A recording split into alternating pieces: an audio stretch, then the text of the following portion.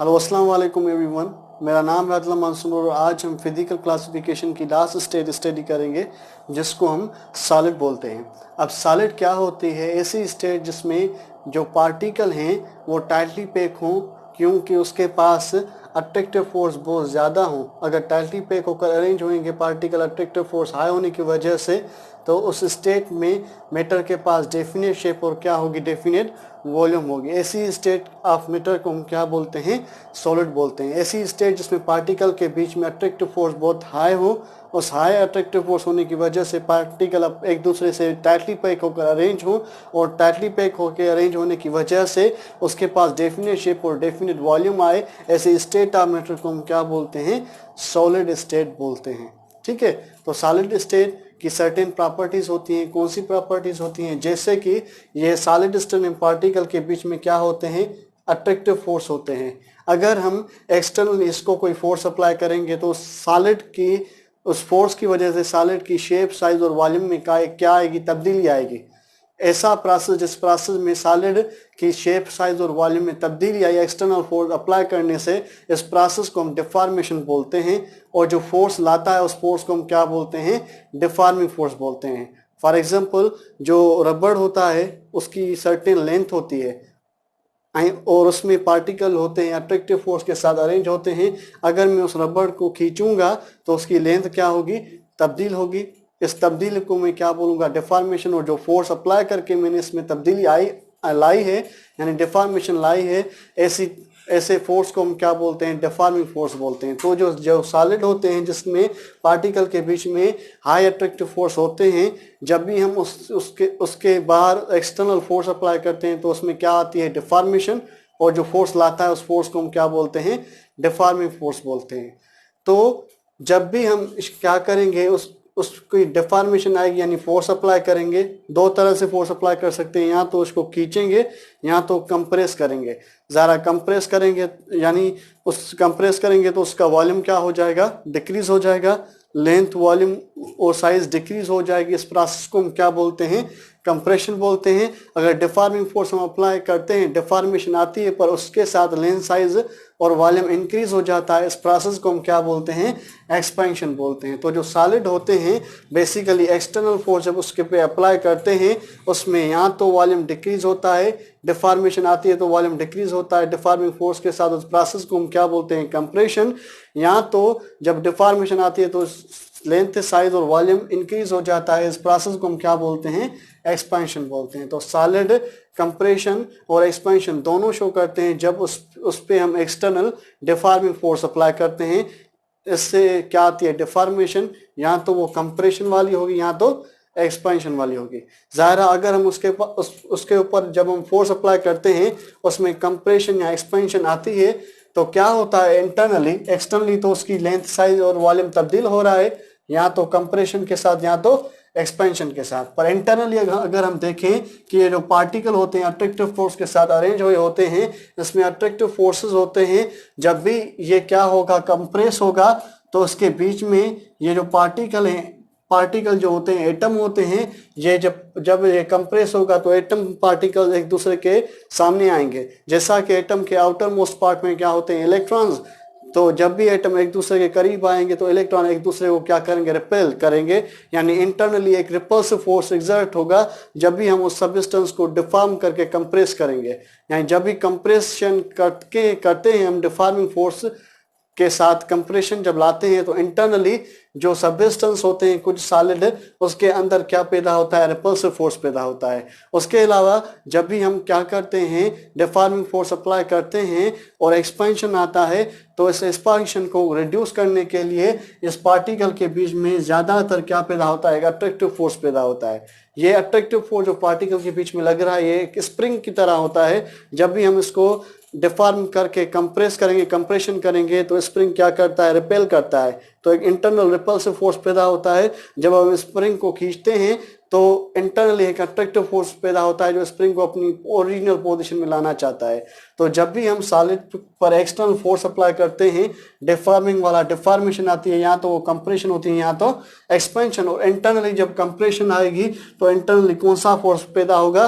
Repulsive force पैदा होगा जो उसको अपनी ओरिजिनल पोजीशन में ले जाना चाहता है। उसके अलावा जब उसको हम एक्सपांड करेंगे तो इंटरनली एक अट्रैक्टिव फोर्स पैदा होगा जो उसको अपनी पोजीशन पे ले जाना चाहता है। तो ये अट्रैक्टिव फोर्स या रिपल्सिव फोर्स जो पैदा होता है, इस अट्रैक्टिव या रिपल्सिव फोर्स जो इंटरनली पैदा होता है, इस फोर्स को हम क्या बोलते हैं? इलास्टिक फोर्स बोलते हैं। तो सॉलिड के अंदर ये जो पार्टिकल हाई अट्रैक्टिव फोर्स के साथ अरेंज हुए होते हैं, ये इसमें अट्रैक्टिव फोर्स जस्ट लाइक किसकी तरह होता है? स्प्रिंग की तरह। जब भी हम डिफॉर्मेशन करते हैं डिफॉर्मिंग फोर्स के साथ तो कंप्रेशन होती है, यहाँ तो एक्सपेंशन। जब कंप्रेशन होती है तो इंटरनली जो इलास्टिक फोर्स होता है वो रिपल्सिव होता है। जब एक्सपेंशन करते हैं तो इंटरनली जो इलास्टिक फोर्स होता है वो बेसिकली क्या होता है? अट्रैक्टिव होता है। ये जो अट्रैक्टिव या रिपल्सिव फोर्स पैदा हो रहा है डिफॉर्मेशन वाले डिफॉर्मिंग फोर्स के जरिए, इस फोर्स को हम क्या बोलते हैं? इलास्टिक फोर्स बोलते हैं। अगर हम ये फोर्स रिमूव करेंगे तो क्या होगा? ये इलास्टिक फोर्स क्या करेगा? इसको अपनी ओरिजिनल शेप, ओरिजिनल पोजीशन पे ले आएगा। अगर उसकी लेंथ इंक्रीज हुई है तो उसको ओरिजिनल लेंथ में ले आएगा, उनको उसको अट्रैक्ट करके उस पार्टिकल के बीच में अट्रैक्टिव इलास्टिक फोर्स पैदा होगा जो उसको अपनी ओरिजिनल पोजीशन पे अट्रैक्ट करके ले आएगा। अगर कंप्रेस करेंगे तो एक रिपल्सिव इलास्टिक फोर्स पैदा होगा जो उसको ओरिजिनल पोजीशन पे ले आएगा रिपल्सिव फोर्स के साथ। ठीक है, तो ऐसा फोर्स जो इसको अपनी पोजीशन पे ले आता है इंटरनली, वो यहाँ तो कंप्रेस रिपल्सिव होता है, यहाँ तो अट्रैक्टिव। अगर कंप्रेशन होगी तो कौन सा होगा? रिपल्सिव होगा। अगर एक्सपेंशन होगी तो क्या होगा? अट्रैक्टिव हो। ये जो रिपल्सिव या अट्रैक्टिव फोर्स पैदा होता है जो सॉलिड को अपनी ओरिजिनल पोजीशन पे ले आना चाहता है, इसको हम क्या बोलते हैं? Elastic force. अगर डिफॉर्मिंग फोर्स रिमूव करेंगे तो ये सॉलिड जो होगा अपनी ओरिजिनल पोजीशन पे आ जाएगा। अगर कंप्रेशन करेंगे तो वो अपनी साइज को इंक्रीज करके ओरिजिनल पोजीशन पे आएगा। अगर एक्सपेंशन करेंगे तो साइज को डिक्रीज करके अपनी ओरिजिनल पोजीशन पे आएगा। तो ऐसी प्रॉपर्टी, जिस प्रॉपर्टी में जब भी सॉलिड के पास हम डिफॉर्मिंग फोर्स अप्लाई करें, इंटरनली इलास्टिक फोर्स पैदा हो, उसकी अपनी ओरिजिनल पोजीशन पे ले आए, इस प्रॉपर्टी को हम क्या बोलते हैं? इलास्टिसिटी बोलते हैं। ठीक है, और जो सॉलिड शो करते हैं उस सॉलिड को हम क्या बोलते हैं? इलास्टिक सॉलिड बोलते हैं। वो सॉलिड जिसके अंदर पार्टिकल्स रेगुलर ऑर्डर में अरेंज होते हैं, अट्रैक्टिव फोर्स बहुत ज्यादा होते हैं। जब भी उन सॉलिड के ऊपर हम डिफॉर्मिंग फोर्स पैदा करते हैं तो इंटरनली कौन सा फोर्स पैदा होता है? Elastic force. जब डिफॉर्मिंग फोर्स रिमूव करेंगे तो ये इलास्टिक फोर्स उनको अपनी ओरिजिनल पोजीशन पे ले आएगा। इस प्रॉपर्टी को हम क्या बोलते हैं? इलास्टिसिटी बोलते हैं। और जो सॉलिड शो करते हैं उस सॉलिड को हम क्या बोलते हैं? Elastic solid. लाइक स्प्रिंग होता है, रबड़ होता है, ये जो सॉलिड होते हैं ये कौन से सॉलिड होते हैं? बेसिकली इलास्टिक सॉलिड होते हैं। क्यों? जब भी इसके ऊपर हम डिफॉर्मिंग फोर्स अप्लाई करते हैं, डिफॉर्मेशन कराते हैं, यहाँ तो कंप्रेशन के साथ यहाँ तो एक्सपेंशन के साथ, डिफॉर्मिंग फोर्स रिमूव करते हैं तो ये दोनों कंप्रेशन और एक्सपेंशन रिमूव हो जाती हैं। किस फोर्स के जरिए? इलास्टिक फोर्स के जरिए। तो ये जो सॉलिड होते हैं, रबड़ और स्प्रिंग, ये कौन सी प्रॉपर्टी शो करते हैं? इलास्टिसिटी, यानी कौन सा फोर्स पैदा करते हैं? Elastic force. इसलिए इन दोनों सॉलिड को हम क्या बोलते हैं? इलास्टिक सॉलिड बोलते हैं। पर वो सॉलिड जिनके अंदर ये, फॉर एग्जांपल ये एक सॉलिड है जिसके अंदर पार्टिकल रेगुलर ऑर्डर में नहीं अरेंज होते, अगर रेगुलर ऑर्डर में अरेंज नहीं होंगे तो क्या होगा? तो इसके अंदर जो अट्रैक्टिव फोर्स होगा वो भी ज्यादा स्ट्रांग नहीं होगा। तो हम जब इसको डिफॉर्म करेंगे, इसकी शेप साइज को तब्दील करेंगे तो इंटरनली जैसा ये पार्टिकल रेगुलर ऑर्डर में नहीं अरेंज हुए पर फिर भी अट्रैक्टिव फोर्स लग रहा है, बहुत ज्यादा लग रहा है, इसके लिए वो क्या है? सॉलिड है। पर रेगुलर ऑर्डर में नहीं है तो अट्रैक्टिव फोर्स इतना ज्यादा स्ट्रांग नहीं होता। अगर इतना ज्यादा अट्रैक्टिव फोर्स स्ट्रांग नहीं होगा तो क्या होगा? जब हम इसको डिफॉर्मिंग फोर्स अप्लाई करेंगे, डिफॉर्मेशन होगी, यहाँ कम यानी वॉल्यूम डिक्रीज होगा तो कंप्रेशन, यहाँ तो एक्सपेंशन ज्यादा होगा तो क्या होगी? एक्सपेंशन होगी। पर ये जो सॉलिड है जब भी इसको हम डिफॉर्म करेंगे, डिफॉर्मिंग फोर्स के साथ कंप्रेशन या एक्सपेंशन कराएंगे तो इसके अंदर जैसा कि पार्टिकल रेगुलर ऑर्डर में नहीं अरेंज होती, अट्रैक्टिव फोर्स इतना ज्यादा नहीं होता, तो जब इसको रिमूव करेंगे तो ये अपनी ओरिजिनल पोजीशन में नहीं जाता। क्यों नहीं जाता? क्योंकि इसके इंटरनल कोई भी अट्रैक्टिव या रिपल्सिव फोर्स पैदा नहीं था, यानी इलास्टिक फोर्स के अंदर क्या होता है? एब्सेंट होता है। तो ये सॉलिड जिसके अंदर पार्टिकल रेगुलर ऑर्डर में अरेंज नहीं होते, अट्रैक्टिव फोर्स इतना स्ट्रांग नहीं होता, उसको डिफॉर्मिंग फोर्स अप्लाई करते हैं तो इसकी डायमेंशन तब्दील होती है, यानी कंप्रेशन और एक्सपेंशन शो करता है, वॉल्यूम तब्दील होता है, पर जब इसको रिमूव करते हैं तो ये तब्दील ही रहता है, अपनी ओरिजिनल पोजीशन पे नहीं जाता। क्यों? क्योंकि इन सॉलिड के अंदर पार्टिकल रेगुलर ऑर्डर में नहीं अरेंज होते, अट्रैक्टिव फोर्स नहीं होता, इसलिए इसके अंदर कौन सा फोर्स एब्सेंट होता है? Elastic force. इसलिए ये सॉलिड अपने ओरिजिनल पोजीशन पे नहीं जाते। तो ऐसी प्रॉपर्टी, जिस प्रॉपर्टी में सॉलिड के अंदर कोई भी इलास्टिक फोर्स पैदा नहीं हो और सॉलिड अपनी ओरिजिनल पोजीशन पे ना जाए, जब उसके ऊपर डिफॉर्मिंग फोर्स हम रिमूव करें, ऐसी प्रॉपर्टी को हम क्या बोलते हैं? प्लास्टिसिटी बोलते हैं। और वो सॉलिड जो प्लास्टिसिटी शो करते हैं उसको हम क्या बोलते हैं? प्लास्टिक सॉलिड बोलते हैं। फॉर एग्जाम्पल जो आटा होता है, जब भी उसके अंदर हम पानी डालते हैं तो एक सेमी सॉलिड मास बनता है, सॉलिड बनता है, पर जब भी हम उसके ऊपर डिफॉर्मिंग फोर्स अप्लाई करते हैं तो उसकी शेप, साइज और वॉल्यूम तब्दील होता है। पर अगर हम डिफॉर्मिंग फोर्स हटाएंगे उसके ऊपर तो वो अपनी ओरिजिनल पोजीशन पे नहीं आता। ओरिजिनल पोजीशन पे ना आने की वजह से जो आटा होता है बेसिकली कौन सा सॉलिड होता है? प्लास्टिक सॉलिड होता है। रबड़ अपनी ओरिजिनल पोजीशन पे आ जाता है पर आटा नहीं आता। क्यों? रबड़ के अंदर पार्टिकल रेगुलर ऑर्डर में अट्रैक्टिव फोर्स के साथ अरेंज हुए होते हैं, इसलिए रबड़ के अंदर कौन सा फोर्स पैदा होता है? Elastic force. और वो रबर कौन सी प्रॉपर्टी शो करता है? इलास्टिसिटी। पर आटे के अंदर पार्टिकल रेगुलर ऑर्डर में नहीं अरेंज होते, उसके अलावा अट्रैक्टिव फोर्स इतने स्ट्रांग नहीं होते, इसलिए इंटरनल इलास्टिक फोर्स एब्सेंट होता है। इसलिए आटा कौन सी प्रॉपर्टी शो करता है? प्लास्टिसिटी। इसलिए हम आटे को कौन सा सॉलिड बोलते हैं? Plastic solid. और रबड़ और स्प्रिंग को कौन सा सॉलिड बोलते हैं? इलास्टिक सॉलिड बोलते हैं। ठीक है, तो ऐसी स्टेट जिसमें पार्टिकल के बीच में अट्रैक्टिव फोर्स बहुत हाई हो, वो टाइटली पैक होकर अरेंज हो, जिसकी वजह से उसके पास डेफिनेट शेप और डेफिनेट वॉल्यूम हो, और उसके ऊपर जब हम डिफॉर्मिंग फोर्स अप्लाई करें वो उसका वॉल्यूम डिक्रीज हो, यानी यहाँ तो कंप्रेशन शो करे, अगर वॉल्यूम इंक्रीज होगा तो क्या शो करे? एक्सपेंशन शो करे। डिफॉर्मिंग फोर्स रिमूव करेंगे तो कुछ सॉलिड को क्या शो करेंगे? इलास्टिसिटी। तो ऐसे सॉलिड क्या होंगे? Elastic solid. और कुछ सॉलिड जिसके ऊपर डिफॉर्मिंग फोर्स रिमूव करेंगे वो अपनी ओरिजिनल पोजीशन पे नहीं जाएंगे, ऐसी प्रॉपर्टी को हम क्या बोलेंगे? प्लास्टिसिटी। उन सॉलिड को हम क्या बोलते हैं? प्लास्टिक सॉलिड बोलते हैं। तो ऐसी स्टेज में पार्टिकल के बीच में अट्रैक्टिव फोर्स हाई हो, टाइटली पैक हो, डेफिनेट शेप और डेफिनेट वॉल्यूम रखते हो, डिफॉर्मिंग फोर्स अप्लाई करें तो कंप्रेशन और एक्सपेंशन शो करे, डिफॉर्मिंग फोर्स हटाएं तो यहाँ तो इलास्टिसिटी शो करे, यहाँ तो प्लास्टिसिटी। ऐसी स्टेट ऑफ मैटर को हम क्या बोलते हैं? सॉलिड बोलते हैं।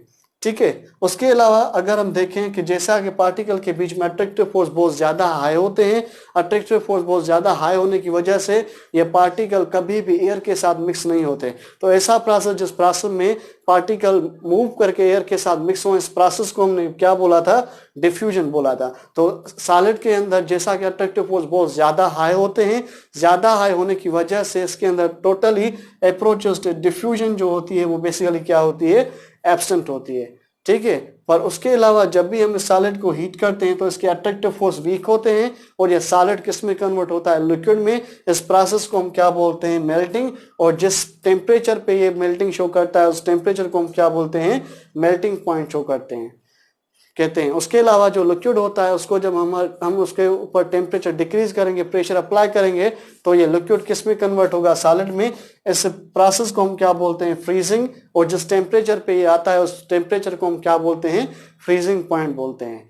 ठीक है, उसके अलावा कुछ ऐसे सॉलिड होते हैं जिसको हम थोड़ा हीट करते हैं तो उसके सारे अट्रैक्टिव फोर्स रिमूव हो जाते हैं, यानी वो एक साथ ही किस में कन्वर्ट हो जाते हैं? गैसेस में। इस सॉलिड को हम सब्लाइम सॉलिड बोलते हैं, लाइक नेफ्थलीन, कैम्फोर या आयोडीन। ये 3 ऐसे सॉलिड होते हैं जिसे जब भी हम इसको हीट करते हैं तो इसके सारे अट्रैक्टिव फोर्स रिमूव हो जाते हैं। ये सारे जो सॉलिड के पार्टिकल्स हैं गैसेस में कन्वर्ट हो जाते हैं। तो ऐसे सॉलिड को हम सब्लाइम सॉलिड बोलते हैं और ऐसी प्रॉपर्टी को हम क्या बोलते हैं? सब्लिमेशन बोलते हैं। तो ऐसा प्रोसेस जिसमें सॉलिड डायरेक्टली गैस में कन्वर्ट हो, सारे अट्रैक्टिव फोर्स ब्रेक करने की वजह से, ऐसे सॉलिड को हम क्या बोलते हैं? Sublime solid. उस प्रोसेस को हम क्या बोलते हैं? सब्लिमेशन। उसके अलावा ये जो गैसेस बनती हैं इससे जब भी हम उसको थोड़ा प्रेशर अप्लाई करते हैं और थोड़ी एनर्जी रिमूव करते हैं, डायरेक्ट किस में कन्वर्ट हो जाते हैं? सॉलिड में। तो इस प्रॉपर्टी को हम क्या बोलते हैं? डिपोजिशन बोलते हैं। ठीक है, तो ऐसी स्टेट मैटर की जिसमें पार्टिकल के बीच में अट्रैक्टिव फोर्स बहुत हाई हो, जिसके वजह से वो टाइटली पैक हो, और टाइटली पैक होने की वजह से उसके पास डेफिनेट शेप और डेफिनेट वॉल्यूम हो, वो डिफॉर्मिंग फोर्स की वजह से कंप्रेशन या एक्सपेंशन शो करे, डिफॉर्मिंग फोर्स हटाने की वजह से यहाँ तो इलास्टिसिटी शो करे, यहाँ तो प्लास्टिसिटी, जिसमें डिफ्यूजन एब्सेंट हो, मेल्टिंग वो पॉइंट पे मेल्टिंग शो करे, फ्रीजिंग पॉइंट पे फ्रीजिंग शो करे, सब्लिमेशन या डिपोजिशन शो करे, ऐसी स्टेट ऑफ मैटर को हम क्या बोलते हैं, सॉलिड बोलते हैं। ठीक है, तो सॉलिड के कुछ किस्म होते हैं, किसके बेसिस पे कि इसमें पार्टिकल कैसे अरेंज होते हैं और अट्रैक्टिव फोर्सेस कितने स्ट्रांग होते हैं। पार्टिकल अट्रैक्टिव फोर्स के साथ कैसे अरेंज होते हैं, इसके बेसिस पे सॉलिड के दो किस्म होते हैं। ऐसे सॉलिड जिसमें पार्टिकल के बीच में अट्रैक्टिव फोर्स बहुत ज्यादा हो, वो अट्रैक्टिव फोर्स के साथ रेगुलर ऑर्डर में अरेंज हो के 3 डायमेंशन में अरेंज हो। यानी ऐसे सॉलिड जिसमें पार्टिकल के बीच में अट्रैक्टिव फोर्स बहुत ज्यादा हो, उस अट्रैक्टिव फोर्स के साथ वो रेगुलर 3 डायमेंशन में अरेंज हो, ऐसे सॉलिड को हम क्या बोलते हैं, क्रिस्टलाइन सॉलिड बोलते हैं। फॉर एग्जाम्पल ये एक सॉलिड होता है, फॉर एग्जाम्पल ये एक हमारा NaCl एक क्या होता है, सॉलिड होता है, पर ये ऐसा सॉलिड होता है जिसमें जो पार्टिकल होते हैं ना वो बेसिकली 3 डायमेंशन में अरेंज होते हैं। रेगुलर तो अरेंज होते हैं अट्रैक्टिव फोर्स की वजह से, पर अट्रैक्टिव फोर्स की वजह से रेगुलर अरेंज होने के साथ साथ ये 3 डायमेंशन में अरेंज होते हैं, 3 डायरेक्शन में अरेंज होते हैं। तो ऐसे सॉलिड जिसमें पार्टिकल अरेंज तो हो, अट्रैक्टिव फोर्स बहुत स्ट्रांग तो हो, रेगुलर और 3 डायमेंशन में अरेंज हो, ऐसे सॉलिड को हम क्या बोलते हैं, क्रिस्टलाइन सॉलिड बोलते हैं। तो NaCl नमक ये बेसिकली कैसा सॉलिड होता है, क्रिस्टलाइन, क्योंकि इसकी ज्योमेट्री में पार्टिकल्स जो होते हैं रेगुलर और 3 डायमेंशन में क्या होते हैं, अरेंज होते हैं। ऐसे पार्टिकल, ऐसे सॉलिड जिसकी ज्योमेट्री में पार्टिकल रेगुलर और 3 डायमेंशन के साथ अरेंज हो, अट्रैक्टिव फोर्स बहुत हाई हो, ऐसे सॉलिड को हम क्या बोलते हैं, क्रिस्टलाइन सॉलिड बोलते हैं। और ऐसे सॉलिड जिसके अंदर जो पार्टिकल होते हैं उसके बीच में अट्रैक्टिव फोर्स इतनी ज्यादा स्ट्रांग ना हो, ज्यादा अट्रैक्टिव फोर्स ज्यादा स्ट्रांग नहीं होंगे तो वो रेगुलर ऑर्डर में नहीं अरेंज होंगे, 3 डायमेंशन में अरेंज नहीं होंगे। तो ऐसे सॉलिड को हम क्या बोलते हैं, अमार्फस सॉलिड बोलते हैं। फॉर एग्जांपल ये जो मिट्टी होती है, सैंड होती है, ये सैंड भी एक सॉलिड होता है, पर ऐसा सॉलिड होता है जिसमें पार्टिकल के बीच में अट्रैक्टिव फोर्स इतने ज्यादा नहीं होते, इसलिए वो रेगुलर ऑर्डर में नहीं अरेंज होते, 3 डायमेंशन उसके पास नहीं होती, इसलिए कौन सा सॉलिड होते हैं, सैंड अमार्फस सॉलिड होता है। उसके अलावा अगर हम बात करें प्लास्टिक की, जो प्लास्टिक सब्सटेंस होते हैं, डोल प्लास्टिक की जो हमें मिलती है, उसमें भी पार्टिकल रेगुलर 3 डायमेंशन में अरेंज नहीं होते, इसलिए ये जो प्लास्टिक होती है वो भी कौन सा सॉलिड होता है, अमार्फस सॉलिड होता है। ठीक है, तो सॉलिड के दो किस्म, एक क्रिस्टलाइन, दूसरा अमार्फस। ऐसा सॉलिड जिसमें पार्टिकल की ज्योमेट्री में वो रेगुलर और 3 डायमेंशन में अरेंज हो, ऐसे सॉलिड को हम क्रिस्टलाइन सॉलिड बोलते हैं। जिसमें रेगुलर और 3 डायमेंशन में अरेंज नहीं होते, वो सॉलिड को हम क्या बोलते हैं, अमार्फस सॉलिड बोलते हैं। जैसा कि इसके बीच में अट्रैक्टिव फोर्स बहुत हाई होता है, अट्रैक्टिव फोर्स बहुत हाई होगा तो इस सॉलिड को, क्रिस्टलाइन सॉलिड को लिक्विड में आने के लिए उसको हम हीट भी बहुत ज्यादा देंगे, हीट ज्यादा देंगे तो वो मेल्ट करेगा। ऐसा टेम्परेचर, जिस टेम्परेचर पे वो मेल्ट करता है उस टेम्परेचर को हमने पढ़ा अभी, क्या बोलते हैं, मेल्टिंग पॉइंट बोलते हैं। ज्यादा हीट देंगे तो इसकी मेल्टिंग पॉइंट भी क्या होगी, ज्यादा होगी। उसके अलावा जब हम इस सॉलिड को डायरेक्टली गैस में कन्वर्ट करना चाहते हैं तो इसको भी हीट एनर्जी बहुत ज्यादा देनी पड़ेगी।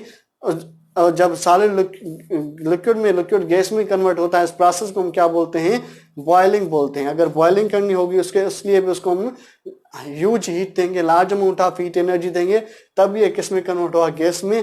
तो इसलिए इन क्रिस्टलाइन सॉलिड की बॉइलिंग पॉइंट और मेल्टिंग पॉइंट बहुत शार्प यानी क्या होती है, हाई होती है। उसके अलावा ये जो अमार्फस सॉलिड होते हैं, जैसा कि इसके अंदर जो पार्टिकल होते हैं वो रेगुलर ऑर्डर में नहीं अरेंज होते, उसके अलावा इसमें अट्रैक्टिव फोर्स बहुत ज्यादा नहीं होता, ज्यादा ना होने की वजह से इसकी मेल्टिंग और बॉइलिंग पॉइंट इतनी हाई यानी शार्प नहीं होती।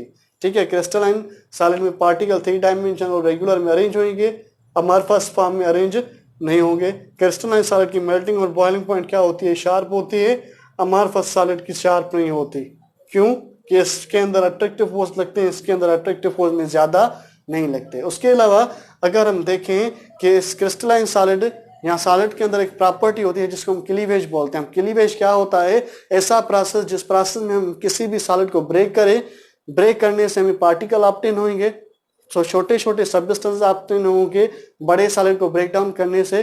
तो ये जो छोटे छोटे सब्सटेंस हमें ऑब्टेन हो रहे हैं, अगर उसकी ज्योमेट्री इस सॉलिड की जैसी है, इस प्रोसेस को हम क्या बोलते हैं, क्लीवेज बोलते हैं। ऐसा प्रोसेस जिस प्रोसेस में हम किसी भी सॉलिड को ब्रेक करें, ब्रेक करने के साथ जो पार्टिकल ऑब्टेन होते हैं उसकी भी ज्योमेट्री उस सॉलिड की जैसी ही हो, इस प्रोसेस को हम क्या बोलते हैं, क्लीवेज बोलते हैं। जैसा कि क्रिस्टलाइन सॉलिड में पार्टिकल यूनिफॉर्म रेगुलर अरेंजमेंट में अरेंज होते हैं, अट्रैक्टिव फोर्स के साथ जब इसको हम ब्रेक डाउन करते हैं तो जो स्मॉल पार्ट आप में ऑब्टेन होते हैं सब्सटेंसेस, उसकी भी ज्योमेट्री जो होती है इस ओवरऑल सॉलिड की जैसी होती है। तो क्रिस्टलाइन सॉलिड क्या शो करते हैं, बेसिकली क्लीवेज शो करते हैं। पर जो अमॉर्फस सॉलिड होते हैं, जैसा कि उसमें पार्टिकल रेगुलर ऑर्डर में अरेंज नहीं होते, रेगुलर ऑर्डर में अरेंज ना होने की वजह से उसके अंदर जब भी हम उसको ब्रेक करते हैं तो वो उसके जो स्मॉल पार्ट्स होते हैं उसकी ज्योमेट्री उस जैसी नहीं होती। इसलिए ये जो अमॉर्फस सॉलिड होते हैं बेसिकली ये क्लीवेज शो नहीं करते। उसके अलावा एक दूसरी प्रॉपर्टी होती है जिसको हम ट्रॉपी बोलते हैं। अब ट्रॉपी क्या होती है, ऐसी प्रॉपर्टी सॉलिड की जो डायरेक्शन के ऊपर डिपेंड हो। वो कौन सी प्रॉपर्टी है, इलेक्ट्रिकल प्रॉपर्टी, थर्मल प्रॉपर्टी, ये ऐसी प्रॉपर्टी होती हैं जो डायरेक्शन पे थोड़ा बहुत डिपेंड करती हैं। डायरेक्शनल प्रॉपर्टीज को हम क्या बोलते हैं, ट्रॉपी बोलते हैं। तो ये जो अमॉर्फस सॉलिड होते हैं, अगर हम अमॉर्फस सॉलिड को देखें, फॉर एग्जांपल हम ये क्रिस्टलाइन सॉलिड को देखते हैं। अगर हम क्रिस्टलाइन सॉलिड को देखेंगे, जैसा कि उसके अंदर पार्टिकल जो होते हैं वो रेगुलर ऑर्डर में अरेंज होते हैं, रेगुलर ऑर्डर में अरेंज होते हैं अट्रैक्टिव फोर्स के साथ।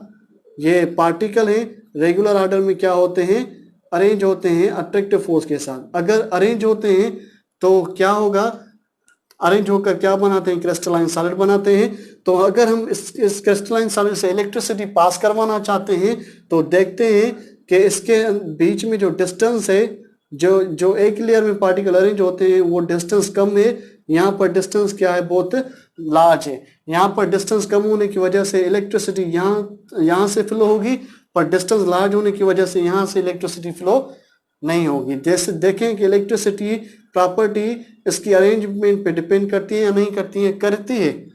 पर ये ऐसी प्रॉपर्टी है जिसमें ओवरऑल जो इलेक्ट्रिसिटी होती है वो एक जैसी कंडक्ट नहीं होती। जो सामने वाले पार्टिकल्स होते हैं उसके बीच में इलेक्ट्रिसिटी कंडक्ट होती है, पर जिसके बीच में डिस्टेंस होता है उसके बीच में इलेक्ट्रिसिटी कंडक्ट नहीं होती। उसके अलावा थर्मल प्रॉपर्टी भी ऐसी है, जब इसको हम हीट करेंगे तो ये सामने वाला पार्टिकल हीट एनर्जी इसको देगा, पर डाउनवर्ड वाला जैसा कि डिस्टेंस लार्ज है तो उसको एनर्जी नहीं दे सकेगा। तो ऐसी प्रॉपर्टी जो डायरेक्शन के ऊपर डिपेंड करे, डिस्टेंस के ऊपर डिपेंड करे, ऐसी प्रॉपर्टी को हम क्या बोलते हैं, ट्रॉपी बोलते हैं। जैसा कि क्रिस्टलाइन सॉलिड में पार्टिकल रेगुलर ऑर्डर में अरेंज होते हैं, पर इसके अंदर जो डिस्टेंसेस होते हैं पार्टिकल के बीच में वो रेगुलर नहीं होते।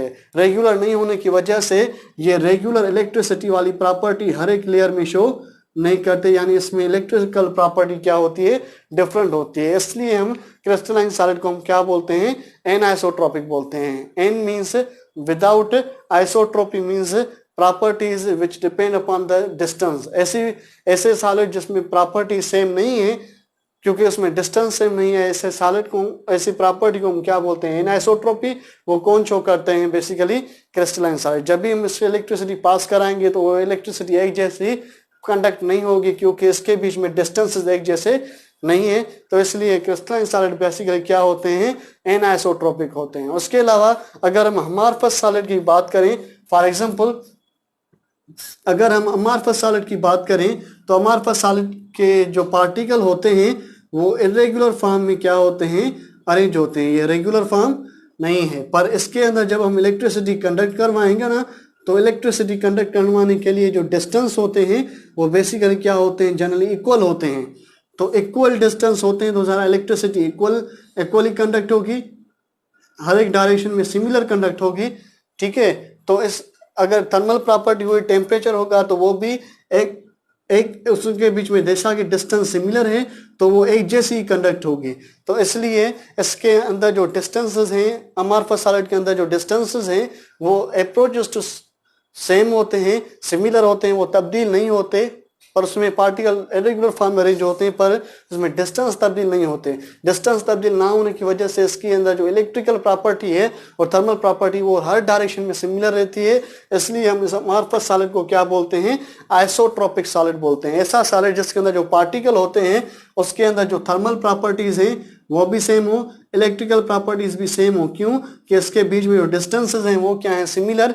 ऐसी प्रॉपर्टी को हम क्या बोलते हैं, आइसोट्रोपी बोलते हैं। वो कौन शो करता है, अमॉर्फस सॉलिड वो शो करता है। उसके अलावा अगर हम देखेंगे तो जैसा क्रिस्टलाइन सॉलिड जो होते हैं उसमें पार्टिकल 3 डायमेंशन में अरेंज हुए होते हैं। अगर 3 डायमेंशन में पार्टिकल अरेंज होंगे तो 3 डायमेंशन में अरेंज होते हैं। अगर हम इसको रोटेट कराएंगे तो रोटेट करवाने से इसके पार्टिकल के बीच में ये डिस्टेंस तब्दील नहीं होंगे, तभी भी ये क्या होगा, उसी डायरेक्शन में ही अरेंज होगा।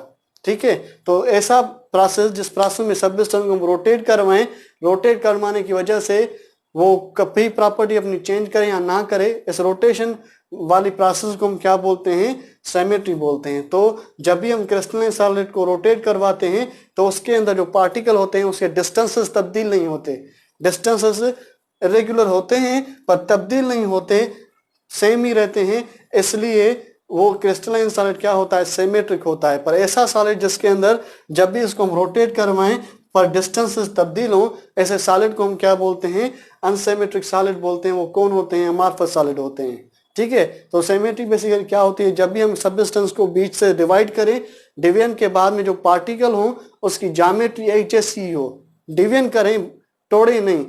अगर ब्रेक डाउन करेंगे तो उस प्रॉपर्टी को क्या बोलेंगे, क्लीवेज। अगर बीच में से काटेंगे, अगर उसकी दोनों की अरेंजमेंट सिमिलर हो तो उसको हम क्या बोलते हैं, सिमेट्री। जैसा क्रिस्टलाइन सॉलिड में रेगुलर ऑर्डर में पार्टिकल अरेंज होते हैं, इसलिए क्रिस्टलाइन सॉलिड क्या होते हैं, सिमेट्रिक। काटेंगे तभी पार्टिकल की अरेंजमेंट सिमिलर होगी, अगर रोटेट करवाएंगे तभी भी डिस्टेंस तब्दील नहीं होगा, इसलिए क्रिस्टलाइन सॉलिड क्या होते हैं, सिमेट्रिक। और ऐसे सॉलिड जिसमें पार्टिकल की अरेंजमेंट सिमिलर नहीं है, अरेंजमेंट सिमिलर नहीं होंगी, तो वो क्या होंगे, उसको जब हम काटेंगे तो हम सिमिलर अरेंजमेंट नहीं ऑब्टेन होगी। इसलिए जो अमॉर्फस सॉलिड होते हैं बेसिकली ये क्या होते हैं, अनसिमेट्रिक पार्टिकल्स होते हैं। ठीक है, तो ये सॉलिड के दो किस्म होते हैं, एक क्रिस्टल होता है, दूसरा अमॉर्फस। ऐसा सॉलिड जिसमें पार्टिकल रेगुलर ऑर्डर में 3 डायमेंशन में अरेंज हो, जिसकी मेल्टिंग और बॉइलिंग पॉइंट शार्प हो, जो क्लीवेज शो करे, और ट्रोपी के हिसाब से वो एनाइसोट्रोपिक हो, सिमेट्री के हिसाब से सिमेट्रिक हो, ऐसे सॉलिड को हम क्या बोलते हैं, क्रिस्टलाइन सॉलिड बोलते हैं। और ऐसा सॉलिड जो ज्योमेट्री के हिसाब से इरेगुलर हो, मेल्टिंग बॉइलिंग पॉइंट उसकी शार्प नहीं हो, क्लीवेज जो वो शो नहीं करे, पर ट्रोपी के हिसाब से आइसोट्रोपिक हो, और वो सिमेट्री के हिसाब से अनसिमेट्रिकल हो, ऐसे सॉलिड को हम क्या बोलते हैं, अमॉर्फस सॉलिड बोलते हैं।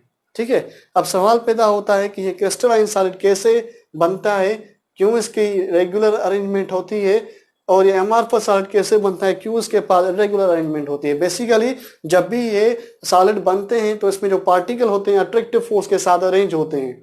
तो एक जगह होती है 3 डायमेंशनल, उस जगह में अरेंज होते हैं, उस जगह को हम क्या बोलते हैं, स्पेस लैटिस बोलते हैं। फॉर एग्जांपल ये क्या है, बेसिकली जगह है जिसमें ये पार्टिकल अट्रैक्टिव फोर्स के साथ अरेंज होते हैं। इस जगह को मैं क्या करूंगा, इस स्पेस को मैं क्या करूंगा, 3 डायमेंशनल स्पेस को क्या बोलते हैं हम, स्पेस लैटिस बोलते हैं। तो जब भी सॉलिड फॉर्म होते हैं तो जिस जगह पे फॉर्म होते हैं उस जगह को हम क्या बोलते हैं, स्पेस लैटिस बोलते हैं। ठीक है, उस जगह पे आते हैं, उस जगह को हम क्या बोलते हैं, स्पेस लैटिस। और ये जो पार्टिकल होते हैं उसको हम पॉइंट के फॉर्म में रिप्रेजेंट करते हैं। तो ये पॉइंट जो होते हैं यानी पार्टिकल जो इसमें अरेंज होते हैं, इस पॉइंट यानी इस पार्टिकल को हम क्या बोलते हैं, लैटिस पॉइंट बोलते हैं। तो जब भी सॉलिड फॉर्म होता है अपने पार्टिकल से, उस पार्टिकल को हम क्या बोलते हैं, लैटिस पॉइंट। वो अरेंज होते हैं किसके अंदर, लैटिस स्पेस के अंदर। जब लैटिस स्पेस के अंदर अट्रैक्टिव फोर्स के साथ अरेंज होते हैं तो कभी अरेंजमेंट ऐसी होती है जो वो अरेंजमेंट सारे सॉलिड के अंदर रिपीट होती रहती है। फॉर एग्जांपल ये एक सॉलिड है, ये क्या है, लैटिस स्पेस, ये क्या है, लैटिस पॉइंट।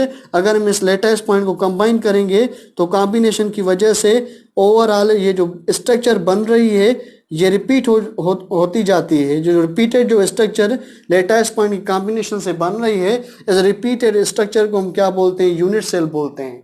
तो यूनिट सेल क्या होता है, बेसिकली एक बेसिक यूनिट होता है किसका, क्रिस्टलाइन सॉलिड का। ये क्रिस्टलाइन सॉलिड का बेसिक यूनिट होता है जो रेगुलर ऑर्डर में लैटिस पॉइंट की अरेंजमेंट से बनता है। जब lattice point lattice space lattice में रेगुलर ऑर्डर में अरेंज होती हैं तो रिपीटेड स्ट्रक्चर फॉर्म करती हैं, जिसको हम क्या बोलते हैं, यूनिट सेल। और यूनिट सेल कंबाइन होके एक स्ट्रक्चर बनाता है जिसको हम क्रिस्टल लैटिस बोलते हैं। और क्रिस्टल लैटिस कंबाइन होके क्या बनाते हैं, बेसिकली क्रिस्टलाइन सॉलिड बनाते हैं। तो क्रिस्टलाइन सॉलिड का बेसिक यूनिट क्या होता है, बेसिकली यूनिट सेल। ठीक है, इस यूनिट सेल की वजह से इसके पास क्या होती है, रेगुलर 3 डायमेंशनल अरेंजमेंट होती है। उसके अलावा अगर हम अमॉर्फस सॉलिड के पास आएंगे तो इसमें भी पार्टिकल अरेंज होंगे किसके अंदर, लैटिस स्पेस लैटिस के अंदर। उस पार्टिकल को हम क्या बोलेंगे, लैटिस पॉइंट। पर इसके अंदर जो अरेंजमेंट होती है वो रेगुलर नहीं होती, इसके अंदर पार्टिकल इरेगुलर फॉर्म में क्या होते हैं, अरेंज होते हैं और इरेगुलर नॉन रिपीटेटिव स्ट्रक्चर बनाते हैं। उस इरेगुलर नॉन रिपीटेटिव स्ट्रक्चर को हम क्या बोलते हैं? क्रिस्टलाइट बोलते हैं। तो ये क्या है? Basically lattice space lattice point है और ये अरेंज होकर रेगुलर स्ट्रक्चर बना रहे हैं जो रिपीट नहीं हो रही, इसको हम क्या बोलते हैं? क्रिस्टलाइट। तो ये क्रिस्टलाइट कंबाइन होकर क्या बनाते हैं? बेसिकली अमारफस सॉलिड बनाते हैं। तो क्रिस्टलाइन सॉलिड का बेसिक यूनिट क्या होता है? Unit cell. अमारफस सॉलिड का बेसिक यूनिट क्या होता है? क्रिस्टलाइट। इस बेसिक यूनिट की वजह से ही या तो सॉलिड क्रिस्टलाइन होता है या तो क्या होते हैं? अमारफस होते हैं। ठीक है, जैसा कि हमने पढ़ा कि क्रिस्टलाइन सॉलिड की प्रॉपर्टीज हमने पढ़ी, अमारफस सॉलिड की प्रॉपर्टीज हमने पढ़ी। हमने पढ़ा कि क्रिस्टलाइन सॉलिड क्रिस्टलाइन होता है क्योंकि यूनिट सेल की वजह से, और अमारफस सॉलिड अमारफस होता है किसकी वजह से? क्रिस्टलाइट की वजह से। जैसा कि क्रिस्टलाइन सॉलिड में प्रॉपर्टी सिमिलर नहीं होती, डिफरेंट प्रॉपर्टीज होती हैं, इसलिए इस क्रिस्टलाइन सॉलिड के किस्म होते हैं, इस क्रिस्टलाइन सॉलिड के किस्म होते हैं on the basis of particle and attractive force.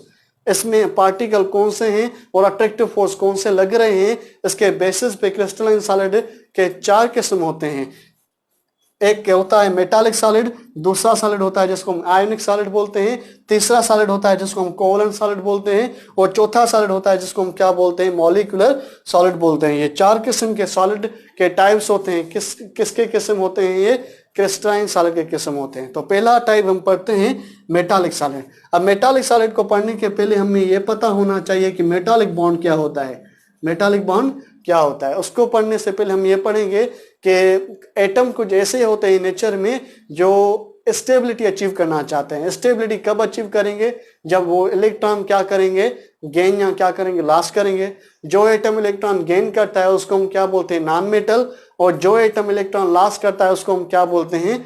Metal बोलते हैं। फॉर एग्जाम्पल ये एक मेटल है, ये एक सोडियम क्या है? मेटल है। ये जब भी क्या करता है? स्टेबिलिटी हासिल करता है, जो एक इलेक्ट्रॉन लॉस करता है।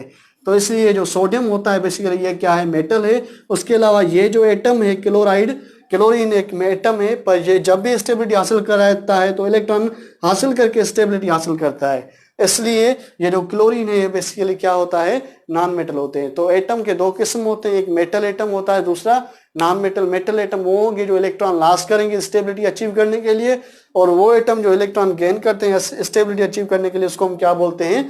नॉन मेटल बोलते हैं। तो अगर ये इलेक्ट्रॉन मेटल इलेक्ट्रॉन लॉस करके स्टेबिलिटी हासिल करेगा और नॉन मेटल इलेक्ट्रॉन गेन करके स्टेबिलिटी हासिल करेगा। ज़ाहिर मेटल इलेक्ट्रॉन लॉस करेगा, किसी को देगा, और लेने वाला कौन होगा? Non metal. तो मेटल इलेक्ट्रॉन लॉस करता है तो वो कौन गेन करता है? एक नॉन मेटल गेन करता है। ठीक है, तभी इस मेटल की स्टेबिलिटी भी अचीव होती है, तो नॉन मेटल की भी स्टेबिलिटी अचीव होती है। पर जब ये मेटल इलेक्ट्रॉन लॉस नहीं करते, हमने कहा कि मेटल क्या करेगा? इलेक्ट्रॉन लॉस करेगा, और नॉन मेटल इलेक्ट्रॉन क्या करेगा?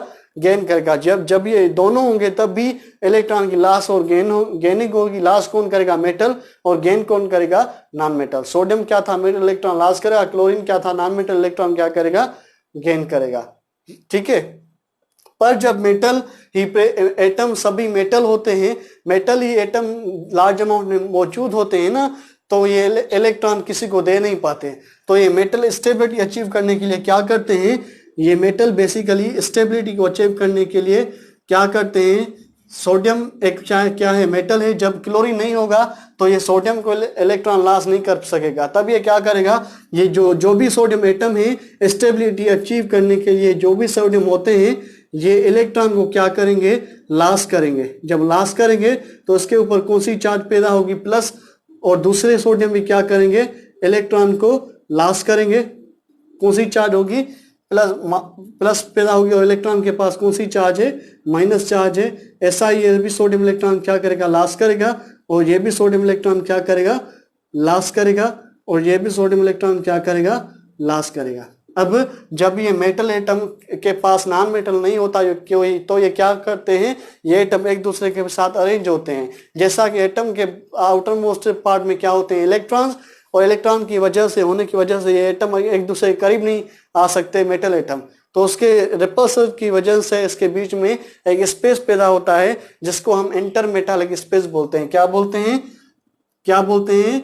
इंटरमेटालिक स्पेस बोलते हैं। तो ये एटम एक दूसरे के करीब आते हैं ताकि ये एक साथ रहें, पर जैसा कि इसके आउटर मोस्ट पार्ट में क्या है, इलेक्ट्रॉन, इलेक्ट्रॉन होने की वजह से इसके बीच में रिपल्शन एक्ट करती है और एक स्पेस पैदा होता है इन दोनों एटम के बीच में। उस स्पेस को हम क्या बोलते हैं, इंटर मेटालिक स्पेस बोलते हैं। तो ये एटम क्या करते हैं, जैसा कि नॉन मेटल नहीं होता तो क्या करते हैं, ये जो एटम होते हैं ये इलेक्ट्रॉन मेटालिक स्पेस में लॉस करते हैं, इंटर मेटालिक स्पेस में लॉस करते हैं। जब लॉस करते हैं तो ये एटम जो होता है वो बेसिकली पॉजिटिवली चार्ज बन जाता है, जैसा सोडियम पॉजिटिव चार्ज बन गए हैं, और इलेक्ट्रॉन कहाँ मौजूद है, बेसिकली इस स्पेस में मौजूद है, जिसको हम क्या बोलते हैं, इंटरमेटालिक स्पेस। जैसा कि ये इलेक्ट्रॉन इसके साथ बाउंड नहीं है, इसके अंदर ऑर्बिट के अंदर नहीं है, तो इसलिए हम इस इलेक्ट्रॉन को क्या बोलते हैं, फ्री इलेक्ट्रॉन्स बोलते हैं। क्या बोलते हैं, फ्री इलेक्ट्रॉन्स बोलते हैं। यहाँ इनको दूसरा हम कोर इलेक्ट्रॉन्स भी बोलते हैं।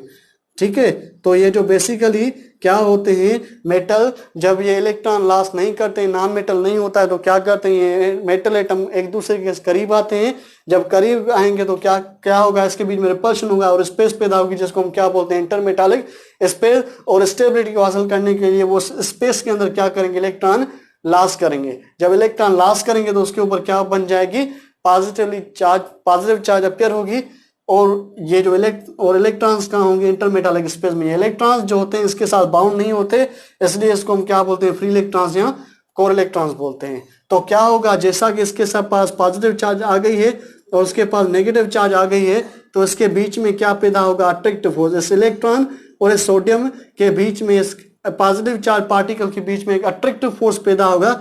इस अट्रैक्टिव फोर्स को, ये जो अट्रैक्टिव फोर्स पैदा हो रहा है, इस अट्रैक्टिव फोर्स को हम क्या बोलते हैं, मेटालिक फोर्स बोलते हैं। क्या बोलते हैं, मेटालिक फोर्स बोलते हैं। तो मेटालिक फोर्स बेसिकली क्या होता है, एक ऐसा फोर्स होता है जिसमें क्या होता है, ये एक ऐसा फोर्स होता है जो इलेक्ट्रॉन और पॉजिटिवली चार्ज मेटल के बीच में लगता है।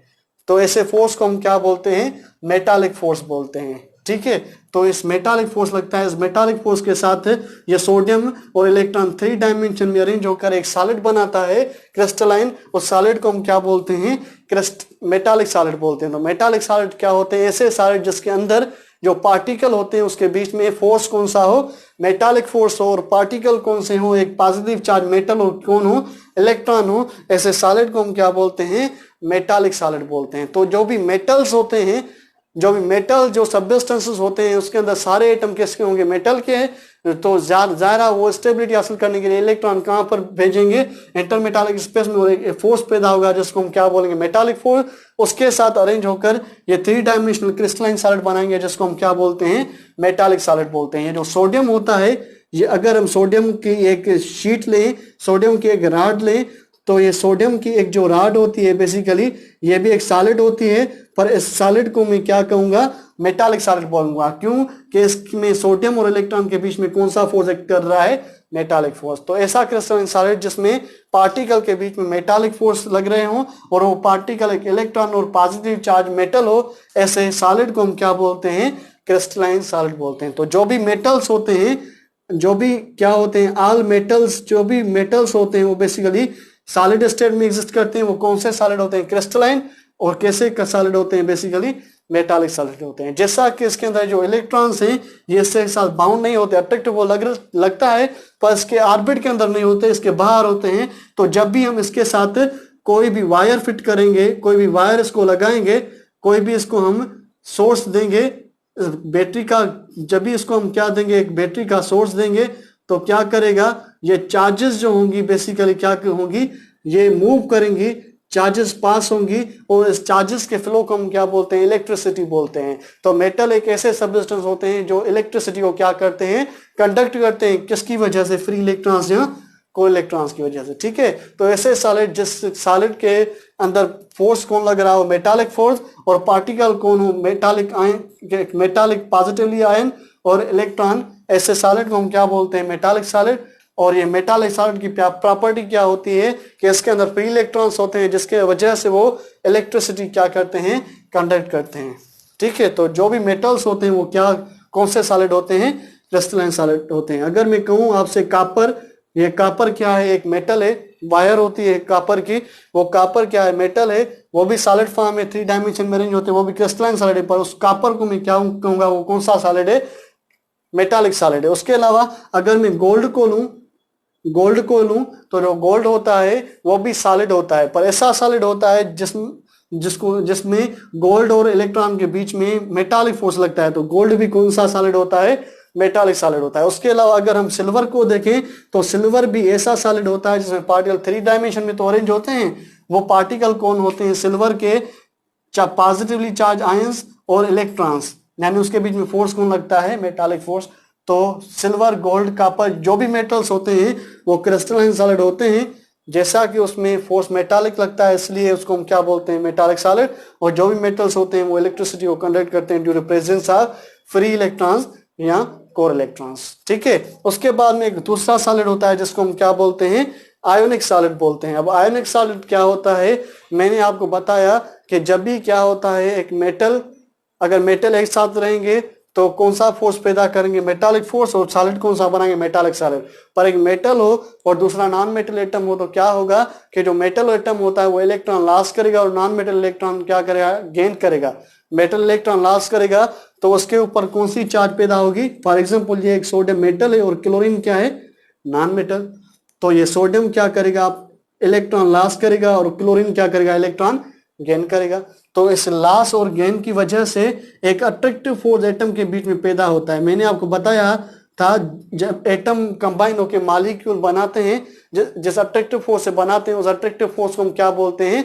केमिकल बॉन्ड बोलते हैं। तो इसमें भी पार्टिकल के बीच में वे पार्टिकल एटम कंबाइन हुए हैं, यानी इसके बीच में भी कौन सा बॉन्ड लगेगा? Chemical bond. पर ये ऐसा केमिकल बॉन्ड है जो इलेक्ट्रॉन की लॉस और गेन की वजह से पैदा हुआ है। लॉस कौन करता है? मेटल। गेन कौन करता है?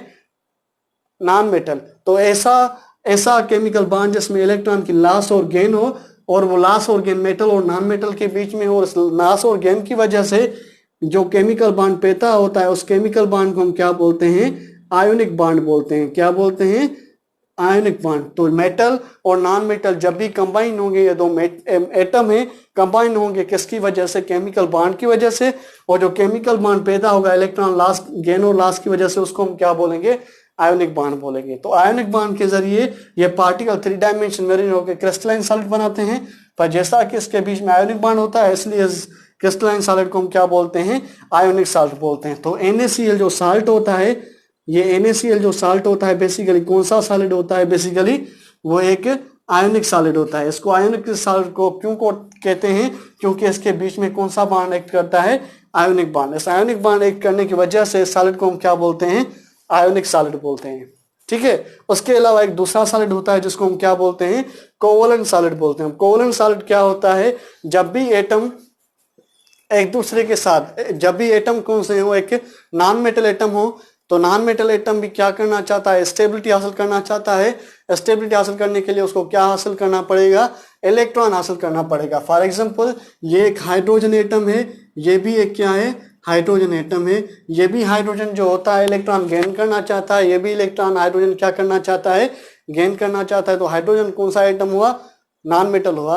पर अगर ये दोनों कंबाइन होंगे, दोनों इलेक्ट्रॉन गेन करना चाहते हैं, तो अगर ये हाइड्रोजन इससे कहेगा तुम मुझे इलेक्ट्रॉन दे, तो ये हाइड्रोजन बोलेगा तो मेरे पास एक ही इलेक्ट्रॉन है, मैं अगर तुझको दूंगा को तो मैं कैसे स्टेबिलिटी हासिल करूंगा? मैं भी एक नॉन मेटल हूँ। तो ये क्या करेंगे? इलेक्ट्रॉन लास्ट हम तो गेन तो नहीं करेंगे, पर ये इलेक्ट्रॉन शेयर करके स्टेबिलिटी हासिल करेंगे। शेयर करके स्टेबिलिटी हासिल करेंगे और मॉलिक्यूल बनाएंगे जिसको हम क्या बोलेंगे? H2 मॉलिक्यूल बनाएंगे H2। और ये इलेक्ट्रॉन की शेयरिंग के बेसिस पे एक अट्रैक्टिव फोर्स यानी केमिकल बॉन्ड पैदा होता है। ऐसे केमिकल बॉन्ड को हम क्या बोलते हैं? बेसिकली कोवलेंट बॉन्ड बोलते हैं। ऐसा बॉन्ड जिसमें दो एटम नॉन मेटल कंबाइन हो इलेक्ट्रॉन की शेयरिंग की वजह से, ऐसे बॉन्ड को हम क्या बोलते हैं? कोवलेंट बॉन्ड बोलते हैं। क्या बोलते हैं? बेसिकली कोवलेंट बॉन्ड बोलते हैं। तो आयोनिक बॉन्ड और कोवलेंट बॉन्ड ये दोनों किसके टाइप्स होते हैं? बेसिकली ये टाइप्स होते हैं केमिकल बॉन्ड के। आयोनिक बॉन्ड पैदा होता है मेटल और नॉन मेटल के बीच में। नॉन मेटल के बीच में कौन सा बॉन्ड पैदा होता है? जिसको हम क्या बोलते हैं? कोवलेंट बॉन्ड बोलते हैं। तो कोवलेंट बॉन्ड की वजह से जब भी एटम लार्ज अमाउंट में लार्ज एटम अरेंज होंगे, फॉर एग्जांपल ये एक मेटल एक एटम है कार्बन, ये कार्बन एटम है, ठीक है, ये अरेंज होगा 4 कार्बन के साथ, ये अरेंज होगा 4 कार्बन के साथ, ठीक है। और ये कार्बन भी जो होते हैं 4 कार्बन के साथ क्या करेगा, अरेंज करेगा। तो ये कार्बन कार्बन के साथ अटैच होता है, ये भी दो नॉन मेटल है, उसके बीच में कौन सा बांड लगेगा, कोलन बांड। ये कोलन बांड के जरिए कार्बन कार्बन एक दूसरे से अरेंज होकर एक लार्ज अमाउंट में यूज एक क्या बनाते हैं, जायंट सब्सटेंस बनाते हैं, जिसके अंदर पार्टिकल्स कौन होते हैं, नॉन मेटल एटम, और बांड कौन सा पैदा होता है, कोलन बांड। तो ये एक ह्यूज एक सॉलिड बनता है जिसमें पार्टिकल के बीच में कोलन बांड होता है। इस सॉलिड को मैं क्या कहता हूँ, डायमंड कहता हूँ, ठीक है। डायमंड क्या होता है, ये बेसिकली फॉर्म होता है कार्बन का, जिसमें एक कार्बन 4 कार्बन के साथ अरेंज होकर बहुत सारी 3 डायमेंशनल स्ट्रक्चर बनाता है, यानी क्या बनाता है, क्रिस्टलाइन सॉलिड। पर ये डायमंड एक ऐसा क्रिस्टलाइन सॉलिड है जिसमें पार्टिकल के बीच में कौन सा बांड लग रहा है, कोलन बांड, इसलिए इस डायमंड को हम क्या बोलते हैं, कोलन सॉलिड बोलते हैं। उसके अलावा एक दूसरा सॉलिड होता है जिसको हम क्या बोलते हैं, मॉलिक्यूलर सॉलिड। अब मॉलिक्यूलर सॉलिड क्या होते हैं, बेसिकली हमने तो आपको बताया कि एटम कंबाइन होते हैं केमिकल बॉन्ड की वजह से, तो क्या बनते हैं, मॉलिक्यूल, और मॉलिक्यूल कंबाइन होकर जो सॉलिड बनाते हैं वो सॉलिड मैटर बनाते हैं, ठीक है। तो मॉलिक्यूल कंबाइन करके मैटर बनाते हैं फिजिकल बॉन्ड के जरिए, फिजिकल फोर्सेस के जरिए, ठीक है। फिजिकल फोर्सेस के जरिए कंबाइन होके वो क्या बनाते हैं, मैटर बनाते हैं। तो ऐसे ही जो कुछ सॉलिड होते हैं, लाइक आइस होती है, फॉर एग्जांपल ये एक वाटर है, ठीक है। वाटर बना होता है हाइड्रोजन, 2 हाइड्रोजन और 1 ऑक्सीजन का। ये 2 हाइड्रोजन 1 ऑक्सीजन के साथ अरेंज होते हैं केमिकल बॉन्ड के जरिए, मॉलिक्यूल फॉर्म करते हैं जिसको हम क्या बोलते हैं, वाटर, और मॉलिक्यूल पैदा करते हैं H2O, और H2O के मॉलिक्यूल इसके बीच में क्या फिजिकल बॉन्ड लगता है, जिसके बेसिस पे H2O मॉलिक्यूल कंबाइन होकर एक सॉलिड बनाते हैं। उस सॉलिड को हम क्या बोलते हैं, एक मॉलिक्यूलर सॉलिड बोलते हैं। ऐसा सॉलिड जिसमें पार्टिकल जो होते हैं वो बेसिकली मॉलिक्यूल हो, और जो फोर्सेस लगे वो फिजिकल बॉन्ड हो, फिजिकल बॉन्ड के जरिए मॉलिक्यूल कंबाइन होकर जो सॉलिड बनाते हैं उसको हम क्या बोलते हैं, मॉलिक्यूलर सॉलिड बनाते हैं। उसका एग्जांपल क्या होता है, आइस। आइस कौन सा सॉलिड होता है, मॉलिक्यूलर सॉलिड होता है, क्योंकि उसमें पार्टिकल कौन होते हैं, मॉलिक्यूल, और किसकी वजह से अरेंज होते हैं, फिजिकल बॉन्ड के जरिए, ठीक है। तो ये 4 किस्म होते हैं, metallic solid, ionic solid, covalent solid और मॉलिक्यूलर सॉलिड, किसके, क्रिस्टलाइन सॉलिड के, on the basis of particles और on the basis of chemical या फिजिकल फोर्स। इसके बेसिस पे ये क्रिस्टलाइन सॉलिड के क्या होते हैं, 4 टाइप्स होते हैं। इस ओवरऑल इस स्टेट ऑफ मैटर को हम क्या बोलते हैं, सॉलिड बोलते हैं। Thank you very much.